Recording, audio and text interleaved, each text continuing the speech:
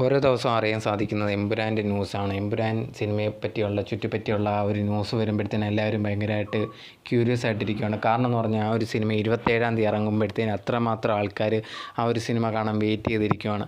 അങ്ങനെ ഇരിക്കുന്ന സമയത്താണ് നമ്മുടെ മോഹൻലാൽ സാറിനെ പറ്റി പണ്ട് പാർവതി പറഞ്ഞൊരു കാര്യം, അതായത് സൂപ്പർ സ്റ്റാർ എന്താണെന്നുള്ളൊരു കാര്യം ചോദിച്ചപ്പോഴത്തേക്ക് എന്താണ് സൂപ്പർ സ്റ്റാർ, കുറച്ച് ആൾക്കാർ കൂടുന്നതാണോ എന്നുള്ള കാര്യങ്ങളൊക്കെ ചോദിച്ച് പാർവതി അന്നൊരു കളിയാക്കുന്ന രീതിയിൽ സംസാരിച്ചിട്ടുണ്ടായിരുന്നു.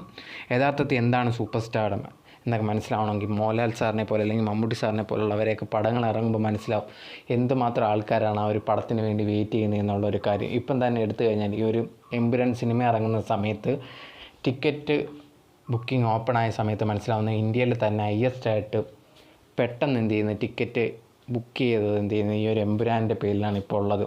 സോ അത്രമാത്രം എന്ത് ചെയ്യുന്ന ഈ ഒരു സിനിമ കാണാൻ, അത് പ്രത്യേകിച്ച് ലാലേട്ടനെയൊക്കെ കാണാൻ വേണ്ടി അത്രമാത്രം ആരാധകർ വെയിറ്റ് ചെയ്യുന്നതെന്ന് മനസ്സിലാവും. ഇതൊക്കെ തന്നെയാണ് എന്ത് ചെയ്യുന്നത് ഒരു സൂപ്പർ സ്റ്റാർ എന്നാക്കുന്ന ഒരു കാര്യം. അന്ന് ഭയങ്കരമായിട്ട് പാർവതി കളിയാക്കുന്ന രീതിയിൽ സംസാരിച്ചിട്ടുണ്ടായിരുന്നു. എന്താണ് മനസ്സിലാവുന്നില്ല, കുറച്ച് ഭ്രാന്ത് പിടിച്ച അങ്കുള്ള ഫാൻസാണോ എന്നൊക്കെ പറഞ്ഞിട്ടുണ്ടായിരുന്നു. അപ്പം അതല്ല യഥാർത്ഥത്തിൽ ഒരു വ്യക്തി, അതായത് നമ്മൾ ഒരാളെ ഇഷ്ടപ്പെടുന്നതിന് നമ്മളൊക്കെ മമ്മൂട്ടി അല്ലെങ്കിൽ ലാലേട്ടനെയൊക്കെ ചെറുപ്പം തൊട്ടേ കാണുന്നത് ഭയങ്കരമായിട്ട് ഇഷ്ടപ്പെട്ട് നമ്മളൊക്കെ സിനിമ കണ്ടു തുടങ്ങുമ്പോഴത്തേനും അവരെ സിനിമകൾ കണ്ടാണ് നമ്മൾ ഇഷ്ടപ്പെടുന്നത്. അവരോടുള്ള ഒരു ആരാധന, അവരെ സിനിമ വരുമ്പോഴത്തേനും ചില പടങ്ങളൊക്കെ നല്ലതാതെ ഇരിക്കും എന്നെങ്കിൽ പോലും നമ്മൾ പോയി കാണും. അതിന് ലാലേട്ടന് വേണ്ടി അല്ലെങ്കിൽ മമ്മൂക്കിക്ക് വേണ്ടിയൊക്കെയാണ്. അപ്പോഴത്തേനും അവരെ സൂപ്പർ സ്റ്റാർസ് എന്ന് വിളിക്കുന്നത് അതുകൊണ്ടാണ്.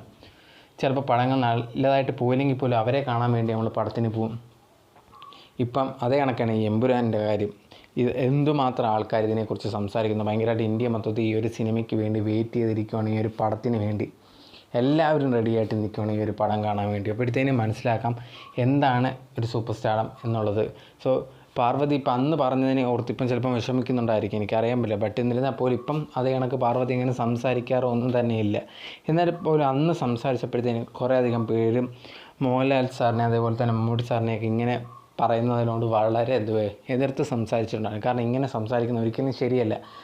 എന്നിട്ട് പോലും അന്ന് പാർവതി അത് സംസാരിച്ചിട്ടുണ്ടായിരുന്നു. പിന്നെ കുറേയധികം കാലങ്ങൾക്ക് ശേഷം ഇപ്പം എന്ത് ചെയ്യും, പാർവതി ലേറ്റസ്റ്റ് ആയിട്ട് ഇൻ്റർവ്യൂവിലൊക്കെ പറയുന്നുണ്ട്, ഇപ്പം നേരത്തെയൊക്കെ ആൾക്കാർ എന്നെ കണ്ട ഭയങ്കരമായിട്ട് ഫോട്ടോ എടുക്കാനൊക്കെ വരുമായിരുന്നു, പക്ഷേ ഇപ്പം എന്നെ അങ്ങനെ ഫോട്ടോ എടുക്കാനോ ഒന്നും ആരും വരാറോ അങ്ങനത്തെ കാര്യങ്ങളോ ഒന്നും തന്നെ ഇല്ല എന്നും പാർവതി പറയുന്നുണ്ട്. ഇതിൻ്റെയൊക്കെ മെയിനായിട്ടുള്ളൊരു കാര്യം, പാർവതി ഇത്രയും വർഷങ്ങളിൽ നടത്തിയ കുറേയധികം ബാഡായിട്ടുള്ള എന്ത് ചെയ്ത് കുറേയധികം സ്റ്റേറ്റ്മെൻറ്റുകൾ പറഞ്ഞിട്ടുണ്ടായിരുന്നു. ഇങ്ങനത്തുള്ള കാര്യങ്ങൾ അല്ലെങ്കിൽ മമ്മൂക്കയെ പോലെ ലാലേട്ടനെ പോലെ വലിയ സീനിയേഴ്സായിട്ടുള്ള ആക്ടേഴ്സിനെതിരെ സംസാരിച്ചതൊക്കെ വളരെ മോശകരമായിട്ടുള്ള രീതിയിൽ സംസാരിച്ചിട്ടുണ്ടായിരുന്നു. അപ്പം അതൊക്കെ മെയിനായിട്ടുള്ളൊരു കാര്യമാണ്.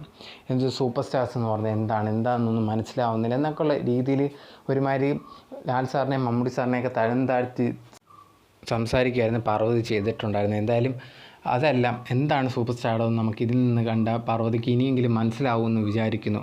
സോ നിങ്ങൾ എമ്പുരാൻ ഈ സിനിമ ഇറങ്ങാൻ പോകുമ്പോൾ എന്തുമാത്രം വെയിറ്റിംഗ് ആണ് എന്നുള്ള കാര്യം കമൻറ്റ് ബോക്സിൽ കമൻറ്റായിട്ട് രേഖപ്പെടുത്തുക. അതുപോലെ തന്നെ ടിക്കറ്റൊക്കെ എടുത്തോ എന്നുള്ളൊരു കാര്യം കമൻറ്റ് ബോക്സിൽ കമൻറ്റ് ചെയ്യുക. ഞാനും ഭയങ്കര വെയിറ്റിംഗ് ആണ്.